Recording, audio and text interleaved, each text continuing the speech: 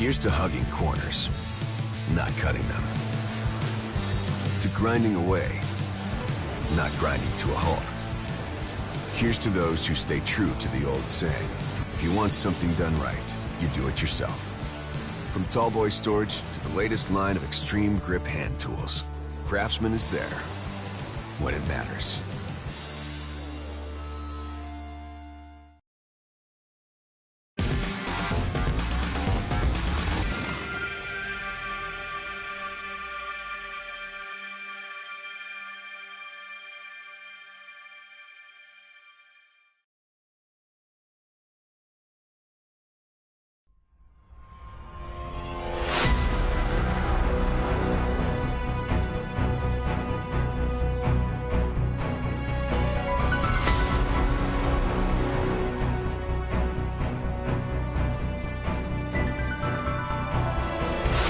Good evening, ladies and gentlemen, and welcome to RacePot TV, streaming live on iRacing Live and on Dirt Vision. Thank you for making us a part of your Tuesday evening as we bring you the second season opener for the Twin World of Outlaws Craftsman Championship Series. This time we kick off the season opener for the late models live at Volusia. Randy Cheneth, Cam Walsh, and Hugo Louis will be bringing you all the action on track this evening as we see the best dirt late model drivers take to one of the most tricky circuits in Florida. Generally the season opener for the World of Outlaws in real life as well. Cam, I know you missed last week, but this is going to be a good one with 50 laps of action in the feature. This is going to be a tight race all night. Yeah, I mean, first of all, hi everybody. We missed last week, but you know what? We made Volusia, we made Barberville, Florida. If this circuit has anything that we've gone on with, Randy, the last 2 years we've been at this now, this racetrack has proved to be very, very difficult as far as getting races together. But when the races do come together, they are not just memorable; they are close, and the action is always available here at Barberville. And I can say I'm pretty excited here. We've got the super late models here on the docket for tonight. So with that, we go to a couple of interviews to kick the show off. We spoke to Ross Weiss from the World of Outlaws last week. Oh, we're just going to step it up on down the chain of command to Mr. Tom Deery, president of the World of Outlaws. Tom, thanks for joining us. Hey, good evening to everybody. Welcome, race fans, and great to be here for opening night. So, Tom, I know things are busy for you guys at the World of Outlaws with 2 national-level series that are basically putting on 2 to 3 shows every single week. Comes home to something like 100-some-odd races a year the World of Outlaws actually puts on and sanctions. How does this iRacing Championship play into that existing structure of the World of Outlaws? Well, obviously, it's a natural fit for what we do because it's as close as you can get to the real thing. It's just like the real-life experience. So a championship program like this, it was a natural fit, and man, we are excited about the way that this has started. Excited to kick off the late models tonight. Especially excited to kick them off at Volusia because boy, that's one of the toughest tracks that constantly provides good wheel-to-wheel racing.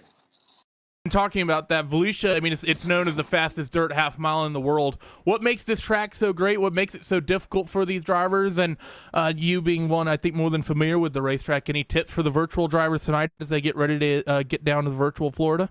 Well, it'll all be about traction because one thing that Volusia has always provided with that mysterious black race surface that they have that's been dug out of some Florida swamp that has covered the racetrack really provides an interesting traction combination. It'll get slicked off, but yet the power is still there. Sometimes you have to go low to get it. Sometimes you got to go out by the wall.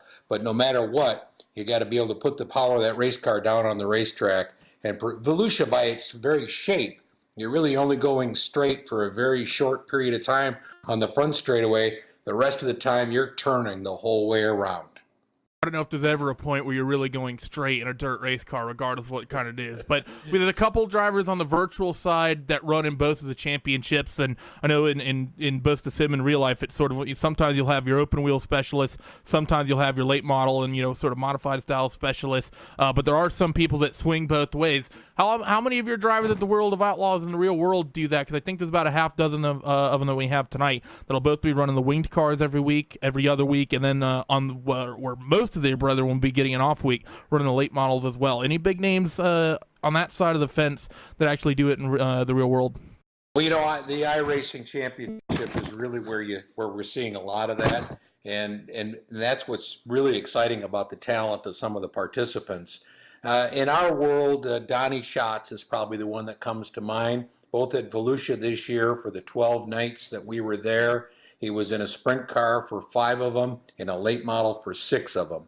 And that's the kind of going both ways, if you will, that really can make a driver the champion that Donnie is. And he proves it again this year. He's been on a little bit of a winning streak here. But he will say that his time in the late model helps him drive the sprint car, and his time in the sprint car makes him a better late model driver. Yeah, Donnie is one of the best talents of American dirt racing that I think we've ever seen. But Tom, thank you for joining us. Always great to talk to you. Before we let you go, anything special you're expecting for the night of action tonight? Well, I know Volusia will always constantly provides excitement, whether it's the Dirt Car Nationals every February, and when we're down there live, or certainly what you'll see on iRacing. Anybody who's tried the track knows that it's tricky, it's exciting, and boy, we're excited to kick off the season. Can't wait to meet the champions when they are in Charlotte for the World Finals, and when they walk across the stage at our banquet to get that big trophy. I think everyone wants to get their hands on that big trophy. We saw action already from the sprint cars a week ago, and I think we're going to see that same action from the late models tonight. So thank you once again, Tom. We hope to speak to you more in the future. Thank you, guys. Good luck tonight to everybody, and have fun. Well, Cam, he sounds, I think, just as excited as anybody else, and considering his experiences he is in the real life with stuff, putting on various World of Outlaw shows, both late model and sprint cars, I think that man knows what he's talking about in terms of things, knowing when it's going to be a good show or not, and I think we're going to be in for a good one tonight. Yeah, hopefully these guys can keep it clean. I haven't seen much super late model action here at Volusia, actually. I think only last season we only made it here maybe once, maybe twice, and I don't really recall off the top of my head if we had good shows. I'm hoping the late model boys have been always able to put on a great show for us, so I'm really hoping for it. Meanwhile, we do have Tyler Hudson here. Depending on how we want to let this go here, cars are on track right now. And Randy, don't know if we want to be talking to Tyler or if we want to be getting into the qualifying. Well, we still got a few minutes to qualifying, so we can speak with Mr. Tyler Hudson real quick. Tyler, how are you doing tonight? Hey guys, what's happening? Excited for this race coming up. Of course, Tyler, one of the most experienced drivers on the sim, as well as working behind the scenes at iRacing. He's won a Pete Championship. He's really someone who's sort of done it all, covered all the bases, with a participant. Now he's working behind the scenes. But lots of new viewers tonight on Dirt Vision that may not know much about iRacing and the sim in general. Tyler, what does one need to get started in the sim and in this series? Well, first you need a membership to iRacing.com. You can head over to iRacing.com, sign up for a membership. We have them as low as $8 a month. And from there, most current generation computers will run iRacing pretty well. If it's a little older computer, you could probably upgrade the graphics card and be good to go. And then, you need a pretty decent steering wheel, pedal set, and you can get all that on iRacing.com. We can point you in the right direction for all of that stuff to get you started with a membership and get you on track and racing. It's definitely a great resource. And of course, if you do end up getting onto the sim and you end up having those questions, actually a hardware section in the iRacing forums has a lot of good information. 10 years of having a community forum will end up doing that. But Tyler, I know you guys at iRacing, you're always adding content, and this is a question that'll make you a fan, or will get you a lot of fans throughout the community. What dirt content does iRacing have on the way? What else coming up? And what do we have on the sim as it already sits? Yeah, I mean we're really excited about all our dirt stuff. You know, dirt's still pretty new to the service, just over a year old. We've got some of the best dirt tracks in the world with Knoxville, Williams Grove, Eldora, Volusia, where we're racing tonight. The dirt track at Charlotte, Limaland. And we got some tracks coming up. You know, Kokomo is a track that's probably next to be put out in onto the service. It's in development. We also have a lot of cars available for all the dirt fans out there. I mean, we have sprint cars, non-wing and wing sprint cars, 360, 410. We have late models. We have street stocks. You can even run the NASCAR truck at Eldora on a dirt version of the truck. So, it's pretty cool. If you're a dirt fan or just a racing fan in general, we've got you covered. Definitely the case. I don't know of any other competitor that iRacing has the swath of content that they do, but thank you for joining us, Tyler.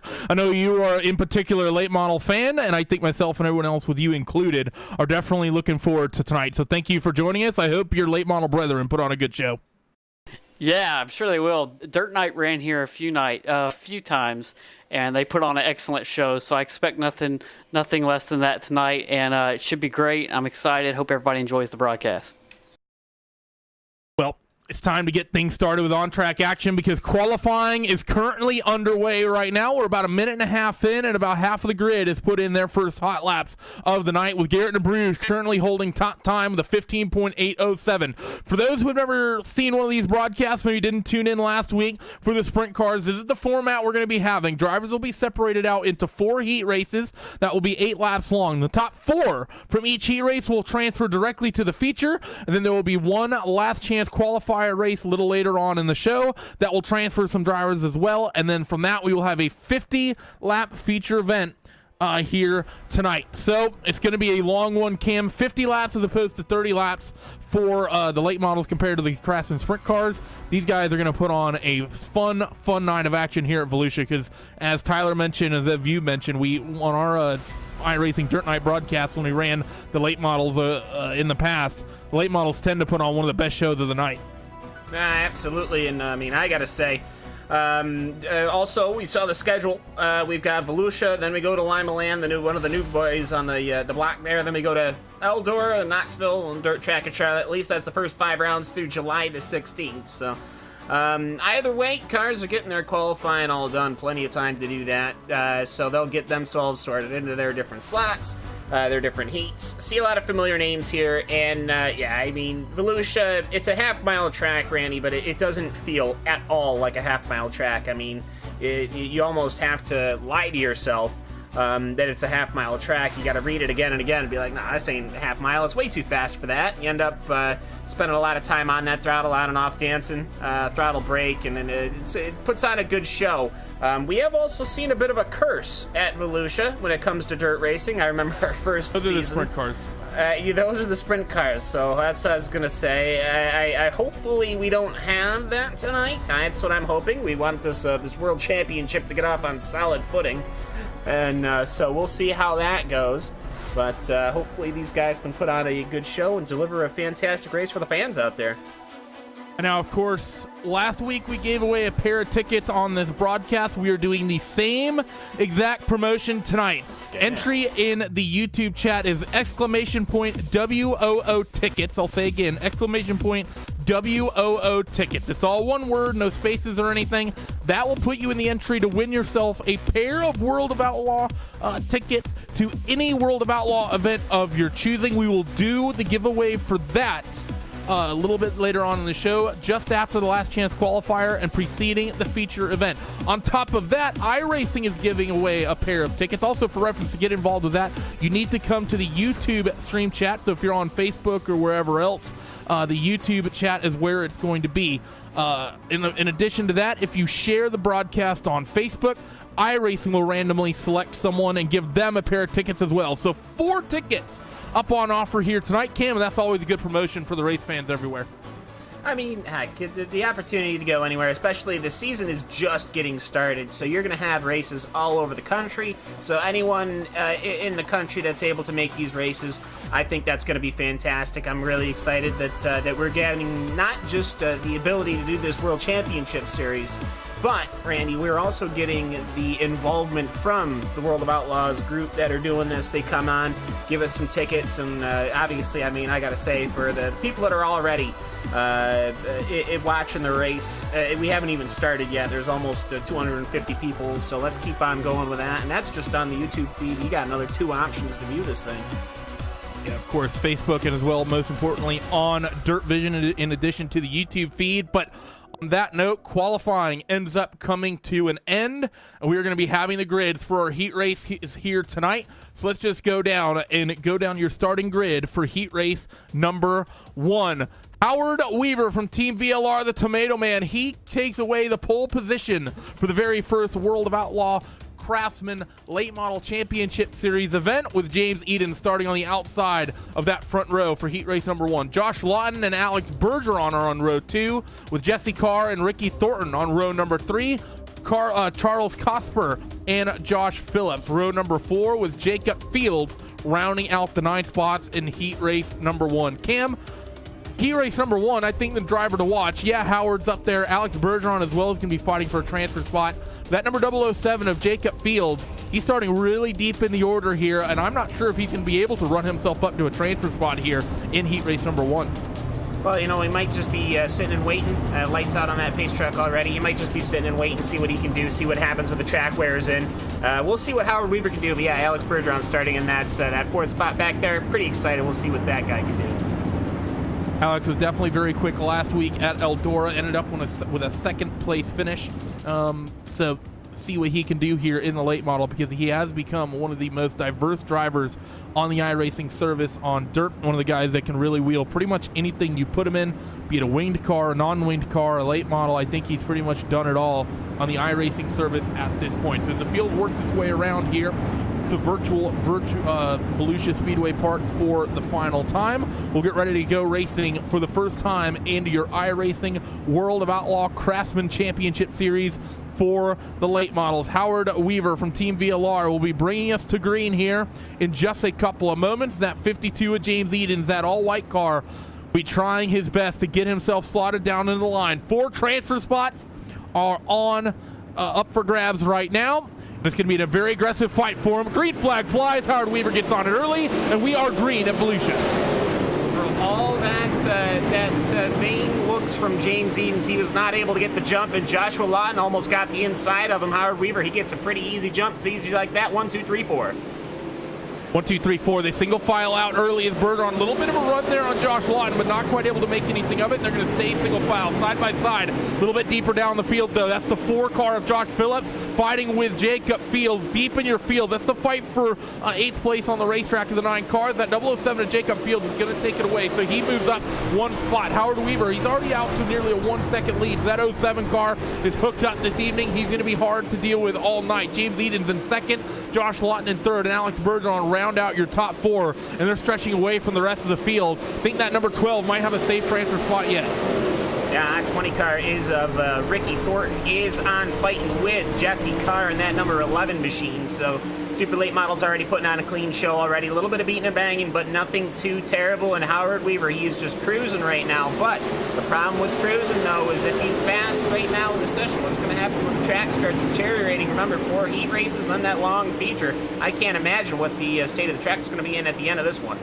This track is definitely going to get rough, and it's going to get bumpy as the night goes on. The fight is still on a little bit for 3rd place as Alex Bergeron has reeled in Josh Lawton. They have 3 laps remaining here in heat race number 1. You see that 12 car Bergeron tucked nicely under that rear spoiler of that number 40 car that hit off to 3 and 4. Everyone right now pretty much running the same groove down around the middle of the racetrack. A little bit of a check up in the middle of the pack. Who is that?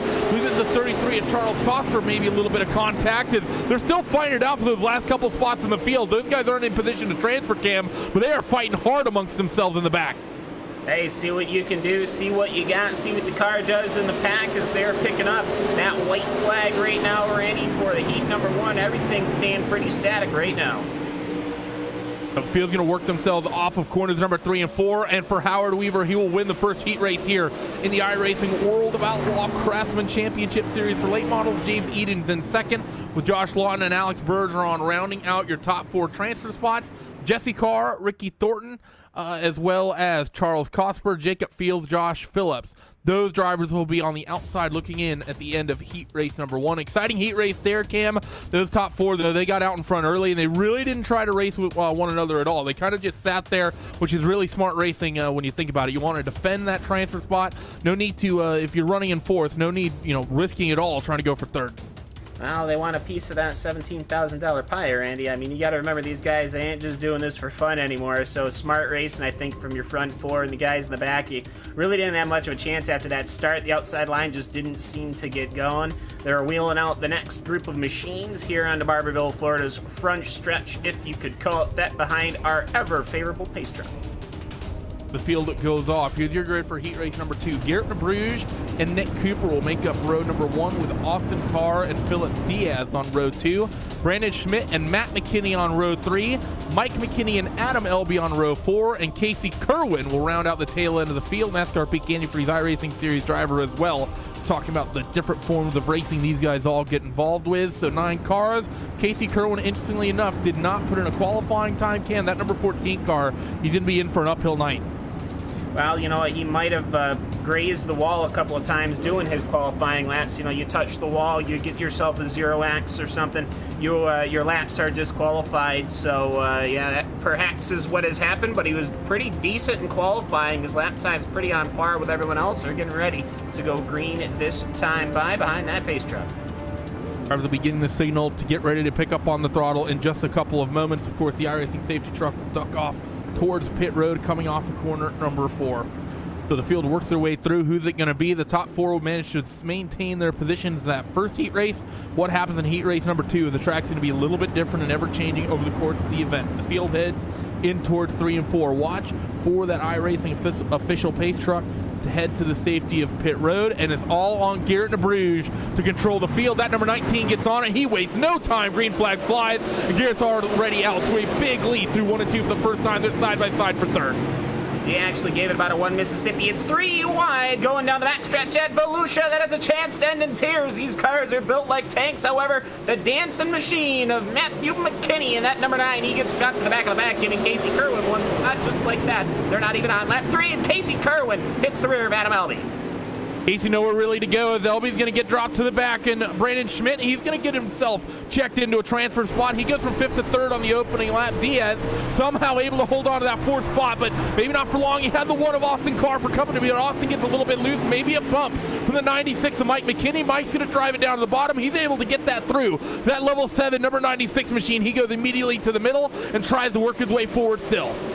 Yeah, Mike McKinney absolutely pushed that number 1 machine, and how Austin was able to hold on to that thing was very impressive. He's not holding anything back. He doesn't need to. He's only got 4 laps in it this heat race, and he wants to make them count. He's in position number 6. Mike McKinney's in position at number 5, so these guys are not fighting for a transfer spot, but if anything happens up front, they want to be ready to capitalize. They are racing, though, for good starting spots in the last chance qualifier. So if you can guarantee yourself starting in the first couple of rows, that really helps your cause once we get a little bit deeper into this thing. We have 5 laps down, running lap number 6. Gap out front, 4/10 of a second. Garrett Bruges to Nick Cooper. Those guys have checked out from the rest of the field. It's a 1.9 second gap between 2nd and 3rd place. Who's Brandon Schmidt, who's a little bit on his own, but the 94 Phil Diaz doing a good job staying right there, tucked up behind that number 3rd place running car, in that number 3 with a lap and a half left. Yeah, not much left in it, and I don't think Philip Diaz is going to put a challenge on for Brandon Schmidt. Not worth it, because Mike McKinney's nowhere near him, at least as far as the timing goes at the screens. Those last laps, Mike McKinney is just a hair faster, but he's not going to have any time left in the race. 2, 3, and 4 for the final time. It looks like it's going to be all Garrett Bruges for heat race number 2. And he comes down the front straightaway. It's going to be that number 19 car. Garrett Bruges takes the victory in heat race number 2. That 35 and Nick Cooper in 2nd. Brandon Schmidt and Phil Diaz, they round out your top 4 transferees with Mike McKinney, Austin Carr, Matt McKinney, Adam Elby, and Casey Kerwin rounding out that field. So most of the field finishes pretty much where they started. Brandon Schmidt really the big winner there, up 2 from 5th to 3rd. He knocks out Austin Carr, who started 3rd. He falls back to 6th. So Carr is not going to be happy with that one, starting in a transfer spot and then finishing 2 spots out of it. Well, I mean, you got to remember he is not going to have that last chance qualifier as long as he does good in that 15-lap feature. where only, I believe, only one driver gets to go on. That is going to be scary, but I will say, if you do the only good thing about it, okay, excellent, I was worried. The one good thing is you get track experience. You get used to running on that slick track, so you're typically pretty quick right off the bat.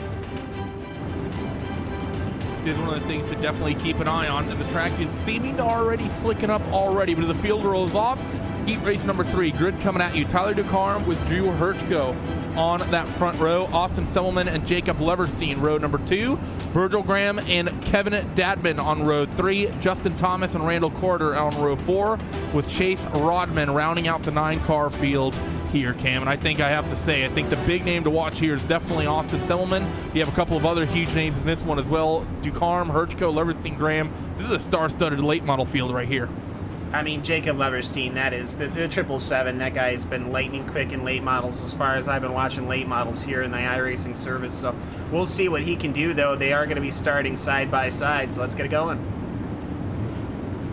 Want to go signal already given as they head down the back straightaway, so they will be green this time by for heat race number 3, and that number 25 of Tyler DeCarm will be in command of the field. We haven't seen much contention for the race lead just yet through the first 2 heat races. Let's see if that changes in heat race number 3. The 25 gets on it. We are green, put 8 laps on the board. Drew Hirschko, not a good start, and Tyler DeCarm's out to a big lead already, but the fight's on for spots behind. The 777 of Leverstein's scrapping with a couple cars already, trying to get underneath the 42 of Virgil Graham. Has got 1 car on the wall behind. That was Justin Thomas in the 23. Now, 23 car is going to lose that position to Chase Rodman. Rodman in just 1 lap has moved himself up from 9th to 6th, so that 0-2 wants it, but he's going to have to get a little bit of a hustle on. He's got Jacob Leverstein and Virgil Graham up ahead. That is the fight for your last transfer position. Of course, top 4 going into the feature race automatically, and Jacob Leverstein wants it. He's going to take it easy, though. He doesn't want anything to be a risk, as he doesn't want to damage the cars. He's trying to chase down Virgil Graham. Virgil Graham is actually closing on Austin Semmelman. Definitely, so we're going to have a 3-way scrap with only 2 transfer spots up for grabs. Semmelman currently leads this little pack with Graham and Leverstein in hot pursuit behind as they head down the back straightaway. Also a big gaggle of cars in the back, but we need to keep an eye on the fight for this transfer position. Drew Hirschko has also made a couple mistakes, and that gap has come down a little bit. 42 for Graham up the inside of Austin Semmelman. Can he make the move? Work down low, not quite, loses a big head of momentum, and Leverstein might be able to pick up a spot based off that mistake. We'll see what he can do. This is it right here. He gives him a little bit of door. That puts Virgil Graham high, which means Jacob Leverstein has just taken that final transfer position. He started in 4th. Well, he's got his spot back. You know he's going to be happy with that as they're coming to 2 laps remaining. Jacob Leverstein still running that middle of the racetrack. Austin Semmelman in 3rd, 2nd place. Drew Hirschko, of course, out in front is still Tyler DeCarm, who's just controlling this field absolutely beautifully. But you know that Virgil Graham is not going to be done just yet. He's not lost a lot of ground to that 777 of Jacob Leverstein. So as they come off of corner number 4 right now and get the white flag, will Virgil Graham be able to make something of this as they're going to get aggressive with one another? You see Leverstein almost leaning on the 18 of Austin Semmelman. He's going to be able to get a run down the back straightaway. Could there be a little bit of fireworks that gives Virgil Graham a transfer spot? Tyler DeCarm's going to come off corner number 4 and win heat race number 3, and Austin Semmelman is going to hold on to that 3rd spot. Leverstein didn't do anything too aggressive into 3 and 4, Cam. Very wise racing for that 777. Yeah, you want to get into that race. You want to get that money. So the 777 right there is going to get himself into the feature race, which is always what you want. Leaves us with just 1 more heat to run, Randy. That is going to be heat number 4. Shocking how they number them that way, huh? Yeah, the number line theory is quite confusing, but the finishing order Way for over our heat race heads. number 3, Tyler DeCarm with the victory. Drew Hirschko, Austin Semmelman, Jacob Leverstein, Virgil Graham, Chase Rodman, Kevin Dedman, Randall Carter, and Justin Thomas. They round out the finishing order in heat race number 3. As we move on towards heat race number 4, Dylan Hauser and John Fiddler are going to be making up row number 1, with Mark Molnar and Zach Leonardi on row 2. Chris Brenner and Zach Rounds on row number 3, with David Heileman and Kyle Johnson on row 4. 21 car of David Heileman, Cam, did not have a very good opening round for the sprint cars last week at Eldora. Didn't even make the feature, and he rolls off 7th in his heat race. He's going to have to try to figure out, 1, how to pick up a lot of spots in heat race number 4, or he's going to have to do it from the last chance qualifier shortly thereafter. Yeah, and these guys, they're pretty spaced out right now. I'm sure they'll close it up as they get the one to go sign, but it is going to be a difficult situation. I mean, we saw that passing is almost impossible, especially when the track is this new. You know, we got a pretty good, decent temperature going on down in Florida. It's actually pretty chilly, I guess, 65, 65, but just looking at it, nobody's really been able to move up outside of that first lap, so unless he does something special, he's going to be on the outside looking in. For reference, Cam is talking about track and ambient temperatures when he says 65, 65. It is not in actuality 6,565 degrees in Florida as the field rolls through 3 and 4, and Dylan Hauser getting ready to get on it. Number 2 machine in command of the field, and again, waste no time. We are green for the final heat race of the night. And well, he started to get that good start there. That number 21 machine of David Heilman, he ended up making the 1 position, but he went way too high. Kyle Johnson into the immediate counter, but the front field gets away. And it is still going to be Dylan Hauser, and then you got John Filler, and there actually goes Mark Molnar to the inside. He is now up in 3rd. Molnar and Leonardi swapped that spot a couple times that opening lap of the 70 of Chris Brenner. Got into the outside wall off corner number 4. That shuffled him back a couple of spots, and I believe he now runs 6th or 7th on the racetrack. The field works off corner number 4 for the second time. Mark Molnar comfortably now in 3rd. Leonardi seems to be struggling a little bit, falling back into the clutches. That 28 is Zach Rounds. Yeah, Zach Rounds, we'll see how the lap times come in here, but he was a little bit slower that last lap, but things come and goes. The track is starting to slip away here. Zach Leonardi comes across the line as a 16-1. Zach Rounds 16 flat, 8-6, so he's got him. There's a little bit of contact out in the back. That's David Heilman. So they're going to continue, however, and it looks to me like we actually got a pretty decent race for the lead. John Fidler seems to be closing in on Dylan Hauser. Maybe just a little bit, but you say that 2/10 slower that last trip around the racetrack as we're halfway in heat race number 4 down the back straight and then towards 3 and 4, working the second half of heat race number 4 as Mark Mulder and Zach Leonardi. They currently hold the last 2 transfer spots. It's Zach Rounds, though, who wants to put a different Zach into that 4th spot as opposed to Leonardi. He wants himself up in there. He's closing on that 24 car coming to 2 to go. Will he put on the front bumper of that super late model to the rear end of the 24? Will he even need to? He goes to the inside. He throws the slide job, and he gets spun for it. That number 28 car, that was a little bit, let's say, over-eager in my opinion. I know he wants it, but that was really hopeful. I think he could run the sprint car in some of our dirt night races with a move like that, but white flag out for the race leaders. John Fidler currently runs that second place. He's chased down Dylan Hauser in the 2, who currently leads, but as they come off corner number 4, it's going to be all on Dylan Hauser to win heat race number 4. John Fidler comfortably in second with Mark Molnar, and Zach Leonardi after that last lap move is going to hold on to 4th with David Heileman, Chris Brenner, Kyle Johnson, and Zach Rounds rounding out that 8-car field as we're getting ready for the 15-lap last chance qualifier. 4 spots up for grabs and 19 cars in the grid. There's going to be 15 people upset with this one. Yeah, I mean, you want to have a good race at the very end. You want to be able to make it to the finale here. So you just want to get in into that show, as Zach Leonardi was the one that was able to get into the show last. He's the last one to punch the ticket. But boy, we've got well, I mean, heck, I see 19 cars listed here. I mean, this is going to be a fantastic show, basically a feature of its own. If only they put on maybe 5 more laps, I got to say, I'm pretty happy about it. So is the kitten. So I say let's get on down to the grid. It's definitely a main of its own, Cam, almost like a B main. We can't call it that, though. We have to call it the Consolation because it's in all capitals. Too late, already called it the B main. Just to get everyone's minds fresh to the giveaway, exclamation point WOO tickets. No spaces in there, just straight exclamation point WOO tickets. Gets your name entered into the raffle tonight to win 2 tickets to any World of Outlaw event of your choosing. We will be doing the giveaway after this 15-lap last chance qualifier after the end of this race and for the feature. So you got about 5 minutes to get your name entered. Be sure to do that. And of course, also another way to enter for a couple tickets, share the Facebook stream on Facebook. iRacing will be doing a giveaway basically picking any random person who shared the stream and giving them a pair of tickets as well. As the field goes around, here's your 19 competitors. Ricky Thornton and Mike McKinney are on row number 1, with Virgil Graham and David Heilman on row 2. Jesse Carr and Austin Carr will be the pair of cars on row number 3, with Chase Rodman and Chris Brenner on row number 4. Charles Cooper and Matt McKinney are on row 5. Kevin Dodman and Kyle Johnson, row 6. Jacob Fields and Adam Elby, row 7. Randall Carter and Zach Rounds, row 8.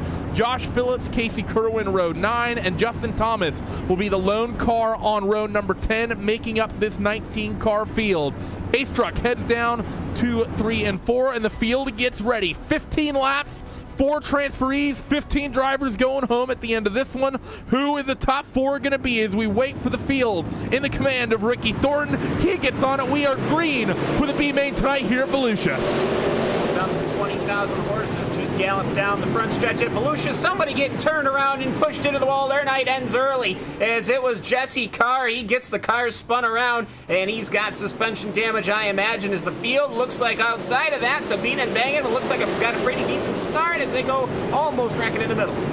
People are going to get really aggressive. They're 2 wide, 3 wide, stuffing it in towards corners number 1 and 2. They head down the back straightaway. Everyone's going to stay on it. They're fanning out 3 wide, nearly 4 wide down that back straightaway at Volusia. It's not nearly that wide. They got 1 car up near the wall. That was Casey Kerwin, I believe, but he's able to keep it moving forward as the field works themselves through 1 and 2 for the 3rd time. Now we had 1 car lose the rear there. That was Justin Thomas. He lost it. He had to gather it back up. It's Thornton, McKinney, Graham, Heilman, and Carr right now. You got a little bit of a gap with Casper, and you got the Rodman and Brenner battle right now. So it's a good running, I think, right now. A couple of cars are having issues in the back of the pack, but for the most part, your front runners, they're staying nice and calm. Nice and calm. They aren't really harassing each other too much. Austin Carr right now, the closest driver who can maybe play spoiler. Right now it's that 21 of David Heilman. You know he's really keen on making the feature tonight after his performance last week, but he's got a lot of pressure on him as they're coming to 10 laps remaining in this heat race. He's got the driver Virgil Graham out in front of him as well. And talk about some big names in this B main. You got Ricky Thornton in his own right, Mike McKinney, brother to Matt McKinney, Graham, Heilman, Carr. Those 5 drivers in their own right, I think all are talented enough to be in the feature. The 21 car is trying his luck up top. Austin Carr down to the bottom, picked the spot up. Heilman not able to take it back. Yeah, we did have 1 car go on its roof at some point, but they ended up, I think, going to the infield or something. But either way, how I'm looking at it right now is where Heilman is going to make his attempt. We saw him having some struggle in that heat race. We're just about halfway. We're a little bit over halfway through here in this B main Consolation Last Chance Qualifier trademark. Don't at me. But I think Heilman is the faster car a little bit, or perhaps he could nip the rear of Austin Carr going into 1. He decides better of it. Saw the number 37 car of Randall Carter, by the way, end up on his lid, but we're going to stay green here. The 21 of David Heilman wants that spot away from Austin Carr. He's going to get a good drive down to the bottom. Might be able to make something of this. Is David Heilman. They're going to be wheel to wheel with 6 laps to go. Down to the bottom groove goes Heilman, but he slides up the racetrack. So much traction up top, he just can't make anything stick down low right now, Cam. That 21 car is going to get that move done. He's going to have to find some way to make it stick almost up on the shelf. I mean, you could almost, you could do a bump and run or something like that. We did see a slide job not work out. I'm looking at the battle between Virgil Graham and Mike McKinney, one just a little bit further up the track. Virgil Graham, he wants to see if he can get a better start, a better position to start from here in the finale, as it is going to be a grand old battle here. And actually, everybody's caught up here. It's 1, 2, 3, 4, 5, just like that, and they have got nothing between them. 1 long row of cars here amongst your top 5. The 20 of Ricky Thornton still doing a good job. 3 laps remaining in this last chance qualifier as Ricky Thornton heads down the back straightaway. Mike McKinney comfortably in the 2nd spot. Virgil Graham in 3rd with Austin Carr running in 4th, up 2 spots here tonight. He's raced his way into the show as they run. 1 mile left here of racing, and David Heilman, the only one who can currently play spoiler. What's he going to be able to do? He gets nearly alongside through 1 and 2, but not able to maintain the traction. So they head through corners number 3 and 4. White flag going to be waving here at the The iRacing starters stay in the 42. Virgil Graham makes a little bit of a mistake, and that's going to shake up second through fifth just a little bit through corners number 1 and 2 for the final time. They head down the back straightaway. They're going to stay line astern for now, but here comes a big move for the 21 of David Heilman. No way he can get it done if he stays in line. He chucks it to the bottom, and he will not make the feature. The 20 of Ricky Thornton will win your last chance qualifier here at Volusia.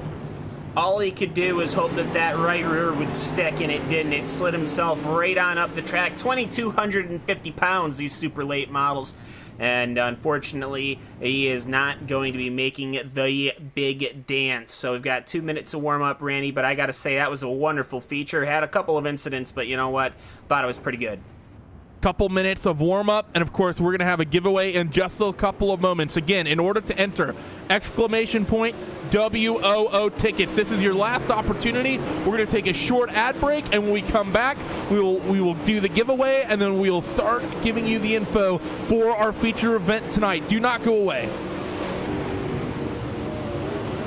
Did you know your DirtVision.com account gives you free access to our on-demand video library?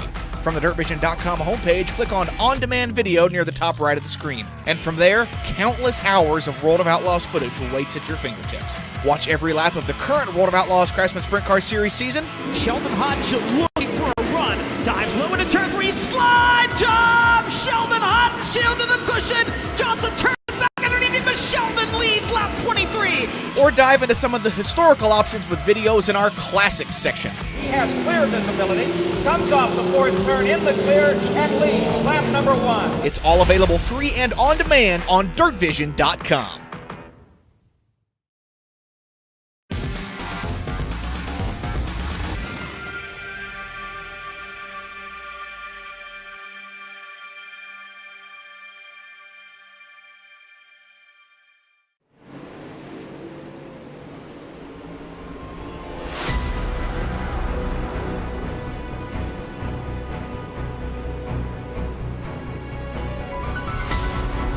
Well, it is time. The feature last week for the sprint cars at Eldora was immaculate, and the late model one is going to be amazing as well. But first things first, we have some unfinished business.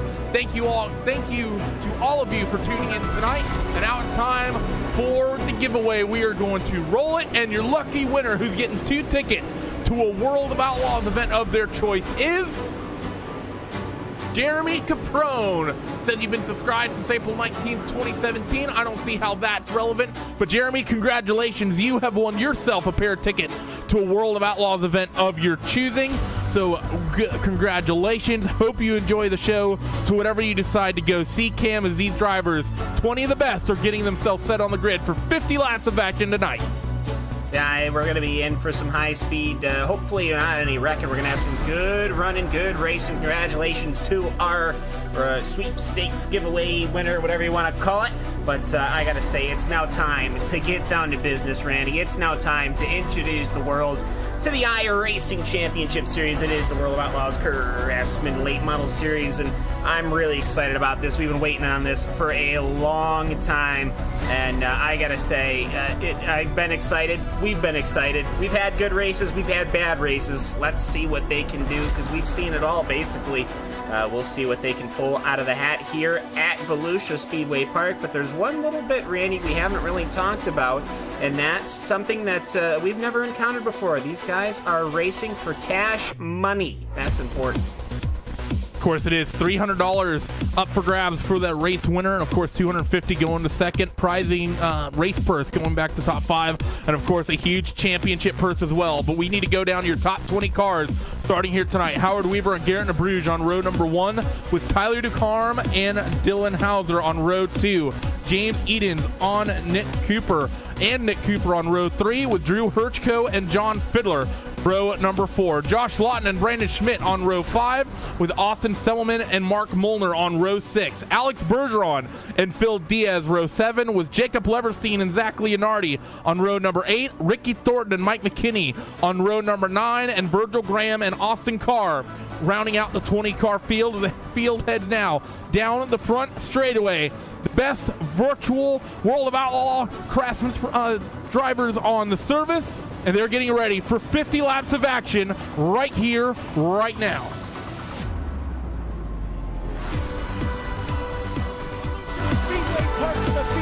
lockstep formation, 24 of the best drivers to race in the nation. With 800 horsepower strapped in and ready to ride, the most powerful late models on the planet. The World of Outlaws Craftsman Late Model Series in your face.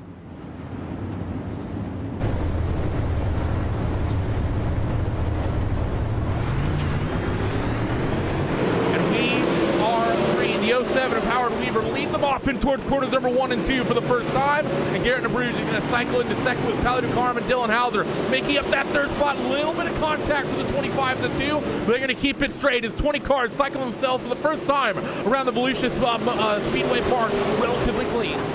And 2 laps done already. Howard Weaver, well, he hasn't had to worry about anything, as everyone running pretty decent right now, want to get into a good rhythm of the track, has worn in. Nobody's on the inside except for James Edens, that number 52 machine. He's running side by side with the driver of Nick Cooper, as there's a little bump and a running from Tyler Ducharme and Dylan Hauser.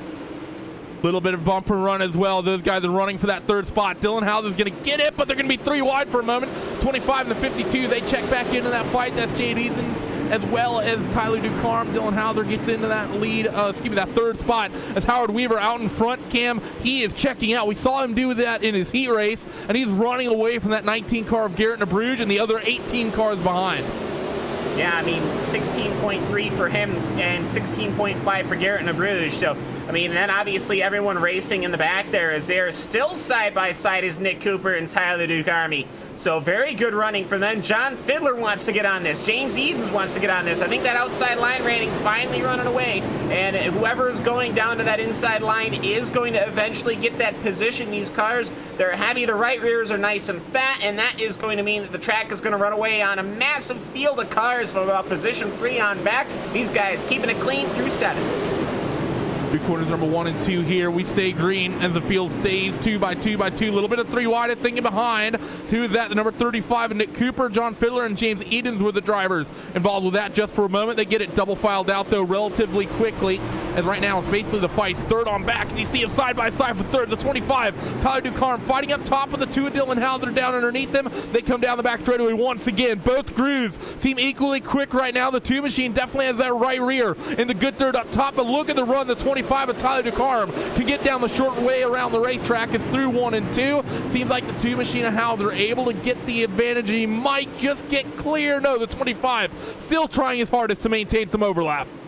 Now, number 25, SRA Fruit Gusher colored machine, and I don't really know what else to call it, is really working that inside line. Nick Cooper's joining him on the inside after getting passed by Ducarme. As here he comes, he's just running on a little bit. I think one of these points, the rear end's going to step out just for a moment for that number 2 of Dylan Hauser, and Ducarme is going to be there and ready to go. They almost made contact going out the front stretch as they just meet their turning points just a little separate, as it looks to me like Howard Weaver is starting to drift down the track, and I would not be surprised we don't start seeing the rest of the field doing that. There's a big bubble. There's a big bounce going into 1. Howard Weaver has indeed gone down next to the inside wall. He was running up along the top. The 19 of Garrett Nabruge, though, he's stayed comfortable up along the cushion, so look for him to maybe work some speed. Still fighting here from third on back. So intense. That 25 has a little bit of an overlap once again with the 2 of Dylan Hauser. So Tyler Ducarme still trying his hardest down low. Cam, he found some speed once again. Got to run in towards corner number 3. Can he hook it up coming off of 4? Well, Nick Cooper's found his way back up top. John Fiddler, I think Fiddler's fast. He just can't get by anybody. So Fiddler is going to start trying to work his way through. We're 14 laps into this 50-lap feature. James Edens, he's giving up on the inside line as Drew Hirschko. He is trying to sift eyes. So, okay, they are going to switch positions on me as everyone is now looking for grip. You know, we normally see, 15 cars, 14 cars, 13 cars in a feature? Well, how about 20? So this track is going to get worn to levels that we really probably haven't seen on broadcasts, and I think that these drivers might not necessarily be well equipped for that. I mean, huge fields, not something you're necessarily used to, but these guys are going to have to learn real quick. As Edens runs high, he gets a little bit of a push from Drew Hirschko. And Drew Hirschko, a little bit of a, let's say, less than ideal slider. I think didn't quite get the right rear tire where he wanted it. Slid up a little bit, but overall, no harm, no foul. There's also a big gaggle of cars in your mid-pack. Well, a little bit deeper than the mid-pack, but you're talking Alex Bergeron, Brandon Schmidt, Zach Leonardi, Mark Molnar, Jacob Leverstein, Ricky Thornton. Here, from about 12th back to the last place running car in 20th, is tightly contested. Just for context, the 10th place running car currently 5 seconds off your leader. 20th running car, 7.5 seconds off your leader. That's 10 cars within a 2.5 second gap here, deep in your field. Hopefully that's something that we're going to be able to get used to expecting, as Dylan Hauser is going to lose that position to Tyler DeCarm. The inside line gets it. Oh, we got a car around. We got a yellow out on the racetrack. It's the first caution that we have had all season here with the late models, Randy. Yes, it is. The number 97 of Mark Molnar ended up getting sent around. That was in that tight fight that I was talking about. There were 3 wide out in front of him. I think he just sort of checked up, got a little bit of contact, had a lift out of the throttle that brought the back end around just a little bit.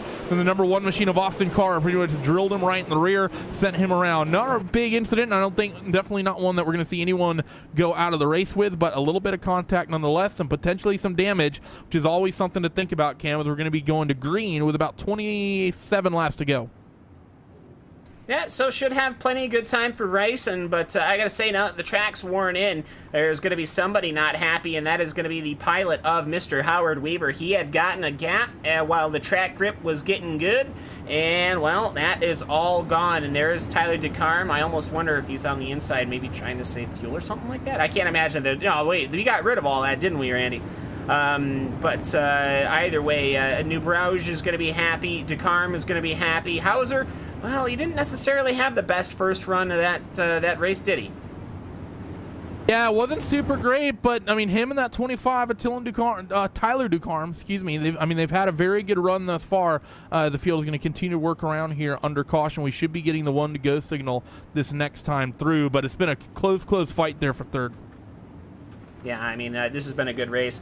Good introduction to the season as the lights go out on the iRacing safety pace truck, Randy, which means we're going to go back to racing. Yes, indeed. Lights are out. 20 cars started this race, and 20 cars are going to continue running it here. 22 laps into this feature event. We'll be coming back to green starting lap number 23 of 50. Howard Weaver commanded the field the entire time through that first run. Him and his teammate Garrett Nabruge running 1-2 from the VLR stable. Let's see what they're able to do this time. If they're able to maintain that sort of dominance that they've had thus far. iRacing safety truck ducks to the safety of pit road once again. 07 of Howard Weaver gets on it for the second time tonight, and we are green once again in the feature at Volusia. And DeCarm is on that inside line again. He didn't even look to go high side. He almost door bangs Nabruge. Nabruge almost had nowhere to go. He almost put that lime green and purple paint in the Armco and the exit of corner number 2. Look at the bump they have to deal with going into 1. I think that's the problem. It's throwing the cars super high and unsettling them, Randy. A little bit of a bump there as Garrett Nabruge is going to lose that second spot to Tyler DeCarm. He checks into the second position, the 115 to John Fiddler. He wants to pick up a spot as well. So the 19 machine gets out of the groove, and he gets freight trained. He goes from second all the way back to 4th as they run here out there on the racetrack and potentially losing a little bit more. Still fighting with the 115, though, of Fiddler, as Dylan Hauser is on the bottom trying to make something of this as well. They're going to be 3 wide for third down the front straightaway. The 19 of Nabruge is going to get it. They're going to stack it up into 1, but they're all going to stay straight. We stay green. Yeah, and Ducharme is thinking about catching Weaver, but he's not going to have to worry about it. We've got a car upside down. It's John Fiddler, who was having such a great day trying to work his way through the field. He was searching for grip. He ended up going into the corner, getting a lovely tap from Nick Cooper. They did. That number 115 car got a little bit of a tap, and, well, who was that? The 20 who ended up pretty much killing that car, and that initial incident wasn't too bad, but the secondary one that put him on his lid, that's probably going to be race ending for that number 115. He's brought it down on towards pit road. That's going to be a long stop for John Fiddler. I believe he'll be the first car officially out of this race tonight. First car out of a feature main in the iRacing World Championship series for the World of Outlaws. So yeah, that's, I mean, you don't want that on your resume. But you know what, though? Speaking of resumes, I mean, Ducharme, I mean, he's starting outside now for Howard Weaver. I mean, he's been fighting pretty much all day long now. I mean, look at that number 25 machine. I don't know what he's doing right now, but alternatively, I mean, he's going to be able to start outside of Howard Weaver. We'll see what he can do. it's going to be an interesting thing. The thing is, though, that 07 car is still going to command this field. So that 25 car still doing a bit of swerving, maybe trying to keep those tires just a little bit warm, end up driving it straight now. It's going to be a big question mark because Howard will have the advantage of commanding the field. And the thing is, though, Cam, is where's the best place to be? Because both sides of the racetrack still seem very competitive. I mean, I've been pretty happy with how the track's worn in. I mean, it's been great to see. The inside is good. The outside seems to be falling away, but still decent if you can get a good run. So we'll see. I'm not going to be surprised if we don't see Ducharme try to cut the nose off of Dylan Hauser, or if Hauser is going to be able to retaliate on what Ducharme did on him and that last restart. Of course, you have that 19 of Garrett Nabruge shuffled from second back to fourth on that last little run. Let's see if he's able to maintain that. iRacing pace truck gets ready to get off the racing surface, and the 07 gets ready to get onto the throttle for the third time in this feature event. He gets on it. We're back to green flag racing here, coming to 21 laps to go in the feature event tonight. The fight is on for second. Dylan Hauser and Tyler Ducharme fighting it out for that second spot. The two machine, great run on the Mata, moved Dylan Hauser into P2. Yeah, great running right there as Hauser has moved himself up. And here comes Edens. He wants a piece of the pie on lap number 32, ready to go. Nabruge has tapped the outside wall, and that's going to pack him up a little bit as Austin Semmelman finds himself in a little bit of trouble. Nick Cooper getting shot out a little bit as Leon Hardy has worked his way through the field as best he can. Look at that, almost 3 wide going across the starter stand. Is it going to work out? No, it's not. We got a pile up going on into corner number 1. Who all is involved in this one? I think the 19 is. They're still wrecking. The 24 car finally comes to a stop. We had a bit of a pileup. I don't know how bad the damage is on a lot of these cars, though, because a lot of them are still intact. But wow, they were 3 wide, 4 wide coming down the front straightaway. And that all started with a 12 machine of Alex Bergeron. Came off corner number 4, tried to keep it down there on the bottom. I don't know if he didn't realize he was 3 wide or what the deal was, but he pretty much just took the nose off that number 26 car. Nothing anyone else could do. Alex just sort of trying to dump them in front of the field there. I think the car just slid up just enough to where they started making contact, and once they hooked up, they just hooked up and went. It's not like they rubbed off each other like the car drifted up, or where typically that'll happen if you give a shot. But no, instead it just turned them, and then that turned them. Obviously, when you're 3 wide, that goes into Nabruge, and then that just started a large packing up of machines, which is not what you want to see. But I think what we want to see is that most of these cars are continuing. If not all of them. I think all of them are. Yeah, I think so. I think the only car that's technically scored a lap down is number 115 of John Fiddler, but he's actually out there on the racetrack. Alex Bergeron, who I think was sort of the big loser in that incident, he's remained on the racetrack as well. So they're getting ready to go back to green flag racing here, Cam, in about a lap and a half here under caution. These guys did a good job to the first 20, but they're starting to stack them up here. I think guys are getting a little over-aggressive inside of 20 laps to go. I figured it out, Randy. See, the sprint car race was 30 laps, right? Bear with me. Oh, God. Here comes Cam. So we had 20 laps. That is longer than the sprint car race, right? Okay. You got half a mile. What that means is that because they cashed in their 20 clean laps, now we just get the sprint car race. That is fair enough. That is fair enough as the field's going to work their way through. 15 laps remaining in this feature. Can we do it all under green? Will these guys play nice enough with one another? Or will we continue to get 1 to 2 lap runs to the end? Safety truck ducks down towards pit road. Howard Weaver waits. He gets on it. That VLR Camaro is green here as they head down in towards 1 and 2. It's actually orange and black, Randy, as they go into corner number 1. Tyler Ducharme and James Edens. Edens has been working his way through. He started in 5th. Actually, big mover is that Austin Semmelman machine. He started in the 11th position. He started this race way back in the field, and now he has got in his inside Dylan Hauser, who gets a little bit of a shot from Ricky Thornton. Thornton's now on the inside. They are running pretty good here, as I believe Edens at some point is going to get that second position. Definitely trying to make it happen here, and he had it at the line. The 25 machine of Tyler Ducharme gets shuffled back to 3rd. Ricky Thornton trying to make things happen, and it was a 25 car behind who was, and actually, no, it wasn't the 25. Let's take that back. It was the 35, and Nick Cooper was trying to make things happen up on the top side as well. He now runs the middle, makes a little bit of contact with who is that? The 3 or the 26 machine of Dylan Drew Hirschko's as they're stacked up here, coming down the front straightaway, 3 wide in towards 1 and 2. The 42 machine, little bit of contact to the 19 of Garrett Nabruge. That car that was isolated up top, he goes from running second at one point tonight, Cam, to running all the way back at the back of the field.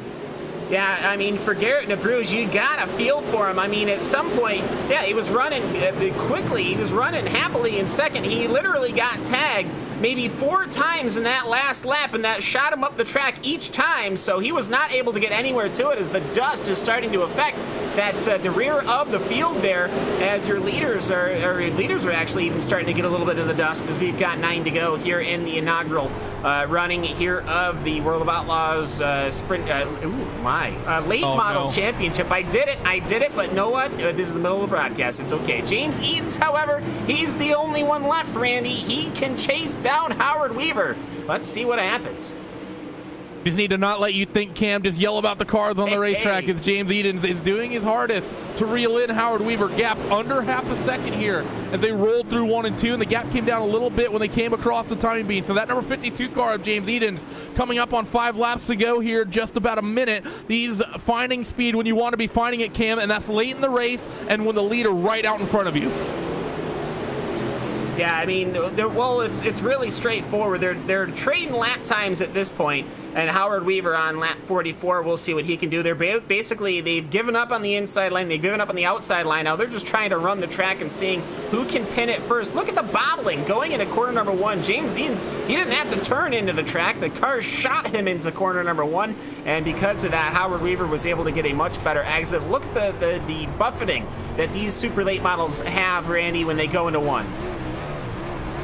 5 laps remaining as they roll through corners number 3 and 4. The 52 of James Edens still very tight to the back of Howard Weaver. The fight for third is still close as well. Hauser, Ducarme, Semmelman, Ricky Thornton, the 4 cars that are scrapping it out for this spot. They roll through 3 and 4. The number 2 machine tries to pick up the throttle. Going to do a good job of the 25. Tyler's going to get a little bit of a run. Not quite able to get there, though. But he hooks it up through the middle of the corner. Will he get a run? No, because the 2 machine carries the momentum here. And they're coming to 3 laps to go. The 07 has started to stretch that gap back out just a little bit. Yeah, and Howard Weaver, he is just able to read the corner every single time and react. Last time he went into 1, he was on the throttle. This time he's off the throttle. He's comfortable in that machine, and he doesn't seem that James Edens is there at all. I think that Weaver might just be able to pull it off, but I think Edens had pulled him in that last lap by a pretty good margin. What's going to happen? A lap and a half remaining. The 52 of James Edens tucked under the rear spoiler of Howard Weaver through corners number 3 and 4 for the penultimate time. Everyone running pretty much down low. Can the 52 find an opening into 1 and 2 for the final time? White flag waves at the iRacing starter stand, and James Edens is going to get just a little bit of a run, but has to lift out of it. 3 and 4 for the final time. Will Edens send it to the bottom? Weaver's in the middle of the racetrack. Could be an opportunity, but no. The 52 will lift out of it, and Howard Weaver will win the season opener at Volusia. Great running from Howard Weaver and amazing sportsmanship from James Edens. Fireworks in the air. I gotta say, he could have dumped him twice, and he did not. That's what you want to see here in the pros. That is exactly what you want to see on any night of the week where you got dirt cars out on a track. What a run there from that 07 machine of Howard Weaver. Cam, every single time we saw him on track, he was leading. He didn't drop a single lap led in his heat race, and he led all 50 laps of the feature. That 07 car, that VLR machine, those guys at Victory Lane Racing need to be more than happy because Howard was dominant tonight. I'm actually not happy with Howard. Oh, okay. Well, you're not on Team VLR, Well, so... You're supposed to ask me why. Okay, why aren't you happy with Howard? They didn't do donuts. I'm not happy with you now.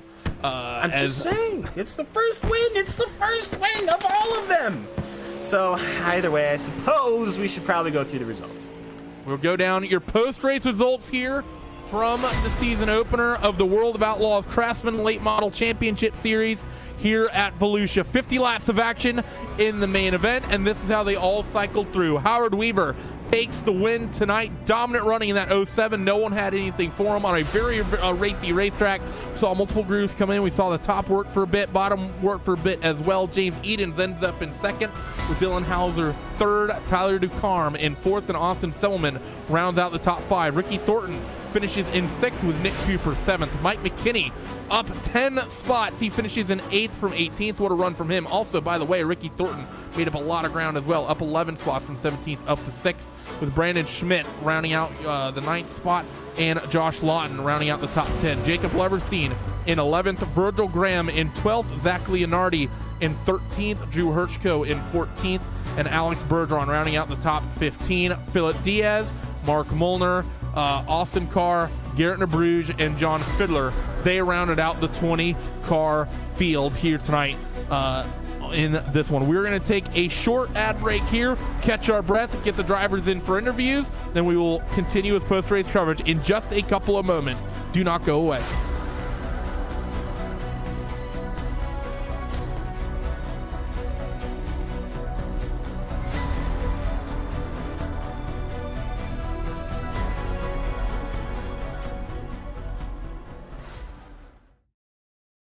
Courage at the mile. What part did courage play in this victory?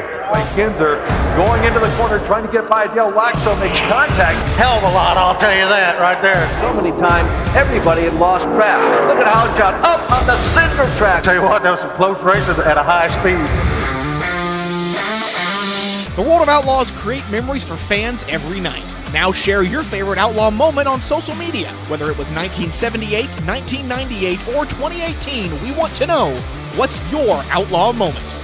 Did you sneak into a victory lane picture? Get whiplash driving past a parking lot full of crews at work?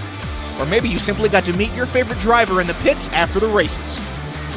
Tweet it, Instagram it, just use the hashtag #MyOutlawMoment. You might even hear Voice of the Outlaws Johnny Gibson share your memory at the track. Don't delay, start posting today. Let us know with My Outlaw Moment.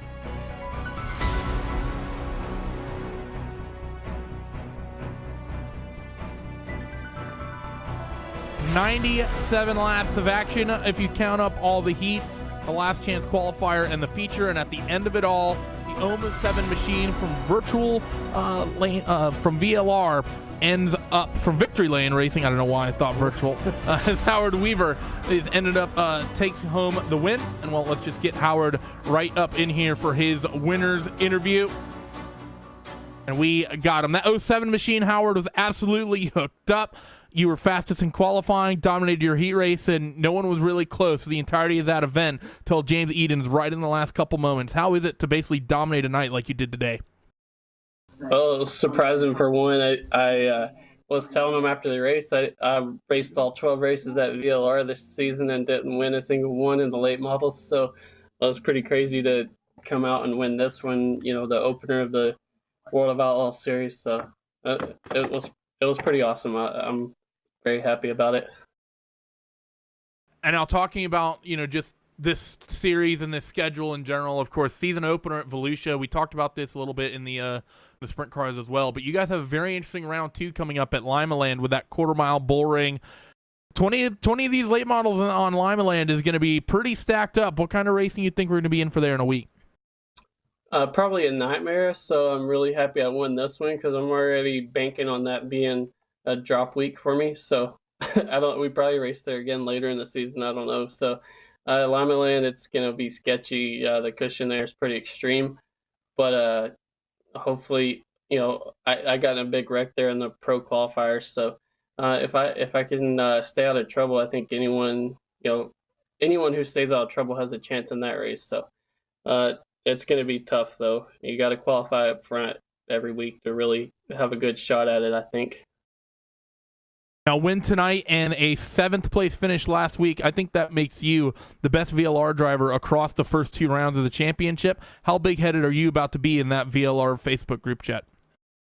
I'm not gonna be big-headed. I'm gonna jump on to Alex. He was he was kind of PM'd me after qualifying, or after the B main or whatever he ran in the warm-up. He had the fast lap, I guess, and I sent him the setup after I qualified because I just got it from Garrett. I backed out on my first lap, and so I sent it to him, and he was complaining, saying I should have sent him the real set, but I sent him exactly what I had when I got it. So I'm not going to be big-headed, but I may rib Alex a little. Well, I think Alex deserves it just come up with a variety of reasons. But congratulations. Congratulations to you, Howard, on the big win here. 50 laps around Volusia, no easy feat, and you made it look easy. Before we let you go, who gets it done for that 07 VLR machine?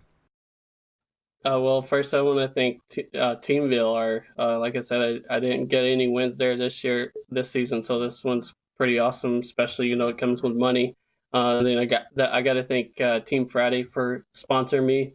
Accelerated James Edens, he probably could have dirtied me on the last lap and didn't, so I respect that a lot. I haven't raced with him a lot, but I know he's really good. And just everybody who puts this on iRacing Race Splat,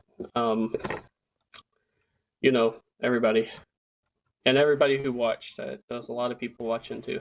The World of Outlaws. The World of Outlaws. The World of Outlaws. Yeah, the World of Outlaws. You got to thank them for doing this. That's who I was missing. I got you.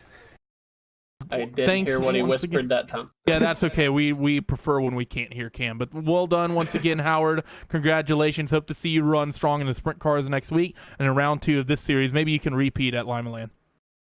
Yep, I appreciate it. Sprint cars, I'm just going to show up and race and hope I get lucky like last week. So I appreciate it, guys. You are more than welcome. As your race winner, Howard Weaver, he's going to go and celebrate, probably spam a bunch of emojis in the VLR group chat. But James Edens comes home in second, that number 52 car. He stood by with Cam Walsh. And the driver... What? He's right there. Take that back. I misread the names. Oh my goodness me. It's the door. You just open it and let people in. It's not that complex. Californians, right? Anyways, I got James Edens. And, well, James, speaking of Californians, you got nothing on the car. So either way, it's James Edens. You started the race back in the 5th position. You worked your way up to 2nd. It was a pretty tough race for you. How much do you want for there to just be 5 more laps? Really badly, really. Car was really good at the end once I got clear track, and just struggled a little bit early on back there in traffic. It's hard to go anywhere, and you can't run the line you want, and car wasn't very great, so. And, I mean, a 50-lap race, we did have those couple of cautions. I felt like that probably, if your car was coming into its own as the track wore in, I mean, another 5-10 laps of green flag running, perhaps you could have been able to get there. But you know what, though? First outing in the World of Outlaws Craftsman Late Model Championship Series, I mean, not bad at all. I know you wanted that, but, I mean, hey, finishing 2nd, it is not a bad thing when you're talking about the inaugural race. No, it's a great start to the season. Definitely went better than the sprint car race last week. We ended up getting crashed there, so it's always nice to just be able to finish one of these. With these guys, it's tough. And, you did end up coming in 2nd to Howard in the heat. You ended up came in the 2nd here at the in the feature. So next week, it's Lima Land. You going to be able to flip that around? I hope so. I struggled there on the qualifying series for it. I didn't even make the show, actually. So it's definitely going to be an uphill battle there for sure. Especially there, it's tight bull ring on the top. It's just going to be survival, really.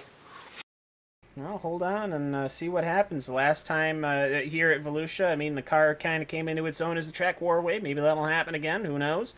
But I have one final, very important question. All right. Where do you get all that white paint for the car? Home Depot, probably.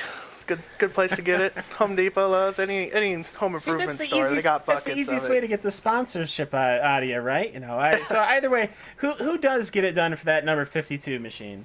I just got to thank all the guys at the Third Base Bar and Grill. We got 6 guys running the Late Model Pro Series here, and we put in a lot of time and effort, just into qualifying for the series and then just running laps throughout the week, getting there. Them guys were helping me at the end, telling me where to run, if I was better than Weaver or not. Just got to give a big shout out to those guys. Well, absolutely, and we'll see you when we see you, and hopefully you continue to have great success. And, I got to say, thank you so very much for hopping into the booth with us. We appreciate it as always. Yeah, no problem. Thank you, guys.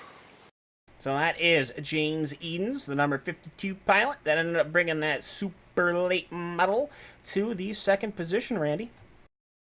He did. It was very well done there by James Edens, but another driver who had a very good and intense night of action tonight is that number 2 car of Dylan Hauser, who we are going to bring into the booth. Dylan, great run from you coming home in third. You were part of some intense fights up near the front all night, constantly 2 wide, 3 wide. How was that for 50 laps? It was great, man. Just a great race by everybody. We had a good car. We just never could really get clean and run clean laps. We always had someone down our neck, and I don't know if we had a shot to win it, but we definitely had a good car tonight. And it was a great race. Me and Tyler ran side by side for a long time, and it was just a good race for me. Now, how difficult is that to deal with, knowing that, when you're in the midst of one of these fields, that any little mistake from you means that there's a car up the inside of you or on the outside of you, it's all over the place. How difficult is it to deal with cars that, get a run and slot it down the inside of you, and you're constantly not able to maybe run that groove you want to run? Yeah, that was the case in the first probably 25 laps. So we got the first caution. Me and Tyler were side by side, and I was wanting to get to the bottom because I knew it was coming in, and I just could not get down there. He was down there. I didn't want to slam him in the wall, so I couldn't get down there. And me and him were catching Garrett and Howard just a nick a lap. And then the caution came out, and I was able to get a good restart, and there was some carnage. A lot of people were going for the bottom. Everybody's fast. I think in practice we were all within a tenth and a half, and there was 21 guys I counted in the nines, 15 nines. So you put all them out there on the track together, it's gonna be some damn good racing. Congratulations, Dylan, on rounding out the podium here tonight. It was an intense night of action for you and a lot of fun watching you work the field. Before we let you go, who gets it done for that number 2 car? School of Racing Graphics, D12 Racing, Midwest Paint, Ryan, Brad, Cole. There's a ton of people up Austin. They put a ton of time in these setups, and if it wasn't for that, man, we wouldn't be up here. It takes a whole team to get these setups to go as fast as they do, and without those guys, we wouldn't be here.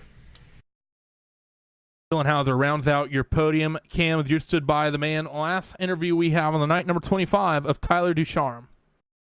That's right. I have here with me, as we get him here into the booth, the number 25 machine of Tyler Showtime Ducharme. Well, Tyler, you had a very busy race. You started in third, you finished in fourth, so statistically it doesn't look like you had a grand old time, but my goodness, that Camaro had to fight all over the place as you worked your way up and down this Volusia Speedway Park.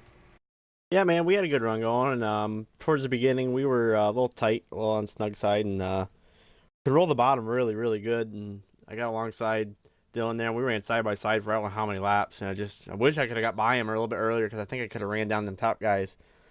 And we got the second there after Garrett had his misfortunes, and we were keeping with Howard, but the track went to the bottom there, and I was kind of stuck on the top, and I just kind of fell back, and just trying to survive back there in fourth. Overall, not a bad points night to start the season. Could have been a little bit better. You always want to win, but, fourth ain't too bad. We'll take it. We'll move on. Yeah, absolutely. Hey, the inaugural race for the entire series, not bad at all here. People are going to be looking at this as the benchmark for a long time. Had a couple of cautions, and so we're a bit unfortunate there, a bit unfortunate for some other people. I think it was a bit fortunate for you when that second one came out because you were able to start outside of Howard Weaver, but also that kind of came back to bite you a little bit, because starting that outside towards the end of that race did not seem like it did anybody out that outside any favors. Yeah, it was just it hurt starting in the slick. I just couldn't get the right rear and any grip, and we were just sliding around. And I knew once James got under me, I was in trouble, and I just couldn't get the right rear to give any grip coming up off the corner, and I was stuck in the slick. And then Dylan got around me, and I was just waiting for the bottom, and I tried moving around a little bit. Usually at Volusia, you can kind of move around and run through the middle in the slick and run to the top, and it was really weird. I've never seen this track do this before. It got quite rough there too towards the end, and I don't know, very odd. I've never seen a track kind of do this before, so quite a learning experience for sure. It's gonna be interesting to see if the other tracks that are at night do the same thing. But yeah, congrats to Howard and them guys, man. They put on a hell of a show up front. Yeah, I can say I've seen it get really rough and ruddy, especially around the entry to one a couple of times in the longer races. I mean, you had 8 more cars than you normally would see in a qualifying race or a regular iRacing series race. So yeah. Well, either way, a good learning experience. So hey, if a good learning experience is fourth, you take this all into Lima Land, bull ring, very tight. Going to be riding that outside wall, hopefully you can take that learning experience and push it forward up a couple of places. Yeah, Lima Land's a fun track. I've won there in the qualifying series, so it's one of my favorites on the game. I just love hammering down and running the top there. It's always a blast. Just gotta watch out for them sliders, man. They'll get you every time. So it'll be fun to watch. 20 cars in that bull ring should be quite the show for all the fans out there in chat watching. So, we're looking forward to it. Hopefully we can bring it home there. Well, all right, Tyler Ducharme, I gotta say.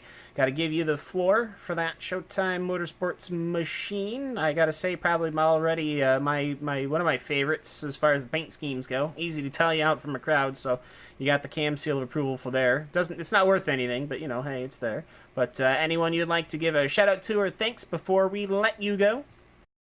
I gotta give a huge shout out to Sim Racing Authority. I wouldn't be here without them and all that they've taught me throughout my sim racing career. Just an awesome racing league. Everyone in chat, go check them out at simracingauthority.weebly.com and on Sim Racing Authority on Facebook. And Slam, he plays the drums on Twitch. He streams Tuesdays and Thursdays. If anyone wants to go check him out. And Showtime Motorsports for all the sport. And you guys for doing the broadcast of these series. It's always fun to go back and watch them. And iRacing for on this awesome event in the World of Outlaws. It's just fun to have someone come and race for some money and all the pride in the line that the World of Outlaws brings with it. So just an awesome night. Awesome night indeed. I'm in full agreement. So Tyler, thank you so much. We'll see you at Lima Land. Yep, thanks, man. So that is the number 25 machine, and that is Mr. Randy Chenoweth. And hi, how are you doing? We had our first late model race. Went pretty good, I thought. Yeah, it was a fantastic race, Cam. It was, 50 laps of action. We saw, 2 wide, 3 wide. We saw the track come in at certain points. All dirt tracks will sort of end up eventually running you will find a quick line around the place. It's not, constantly side by side all the time. But that's a classic late model race. Put on a really good show, and Howard Weaver definitely the class of the field, I thought. Yeah, we did see some beating and banging, but it wasn't anything I thought dirty or questionable.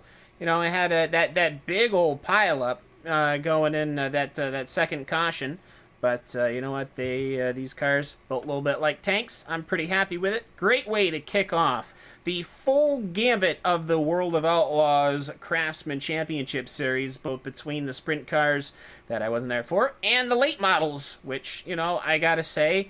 I feel like I got the better of the draw out of those two, at least this week. Who knows what could happen, Randy, next week? Who knows, indeed. We're about to find out, as always, every single Monday you can find one of these World of Outlaws Craftsman Championship Series. Last week we had the sprint cars, and that was quite the show. Tonight it was the late models. Next week, 7 days' time, the World of Outlaws Craftsman Sprint Car Championship takes the dirt track at Charlotte. We'll be having a show at the daytime for that one 30 laps in the feature, see what kind of action we can have. And in 2 weeks, the World of Outlaws Craftsman Late Model Championship Series returns as we head to the quarter-mile bull ring at Lima Land. Volusia felt pretty crowded at a half mile. Let's see what happens out there at Lima Land. As always, huge shout-outs to all the sponsors that make this possible. Thank you to the World of Outlaws for making this series a reality. Thank you to Craftsman, and of course, shout out to everyone at Dirt Vision for their support as well. And of course, thank all of you for tuning in and making us a part of your Monday evening. We hope to see you next time, but until then, stay safe. Bye-bye.